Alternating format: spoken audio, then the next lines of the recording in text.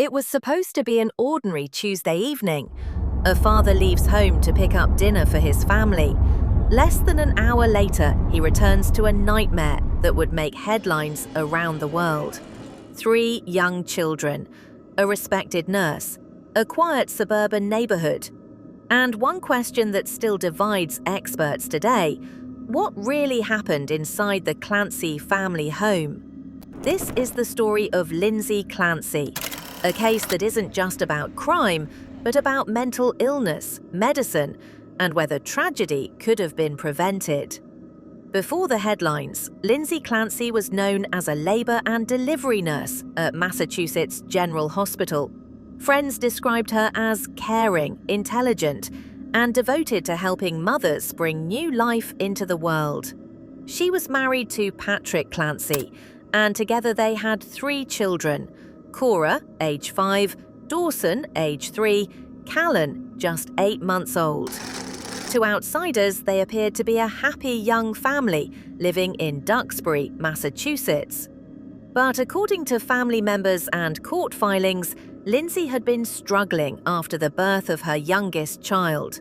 She reportedly sought medical treatment and was prescribed multiple medications for anxiety and depression.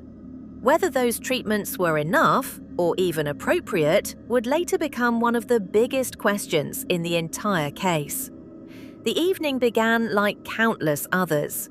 Patrick Clancy left home to pick up takeout food and medicine after Lindsay asked him to. Prosecutors say this created a brief window in which Lindsay was alone with the children. When Patrick returned less than an hour later, everything had changed.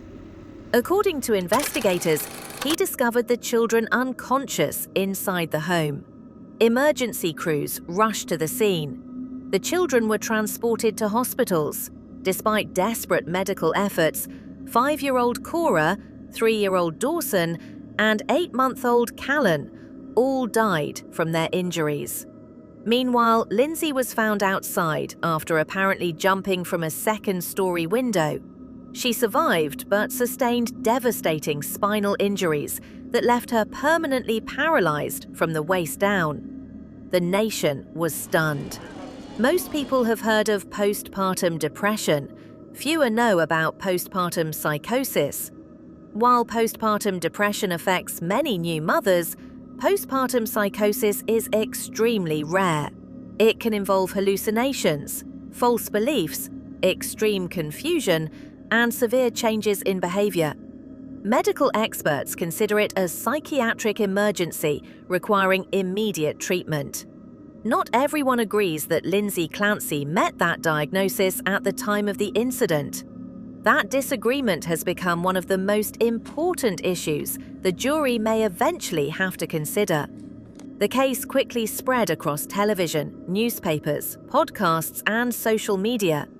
Some people believed Lindsay should be viewed primarily as someone suffering from catastrophic mental illness. Others argued that the deaths of 3 children required full criminal accountability. Mental health professionals also entered the debate. Many said the case demonstrated how difficult postpartum psychiatric disorders can be to diagnose and treat. Others warned against assuming mental illness automatically explains criminal behavior. The conversation became much larger than one family. It raised questions about maternal health care, psychiatric treatment, and how society responds when unimaginable tragedies occur. As legal proceedings continue, many questions remain unanswered. Did Lindsay Clancy fully understand her actions? Was this a preventable medical crisis? Or was it a deliberate crime?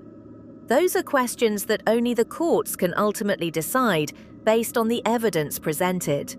What is certain is that 3 children lost their lives, a husband lost his family, a community was forever changed, and one tragic night continues to challenge how we think about mental illness, criminal responsibility, and justice.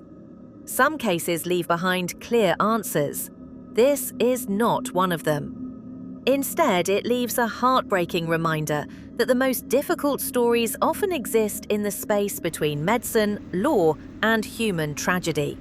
If you found this documentary informative, remember to subscribe for more in-depth coverage of true crime cases, legal mysteries, and the stories that continue to shape public debate.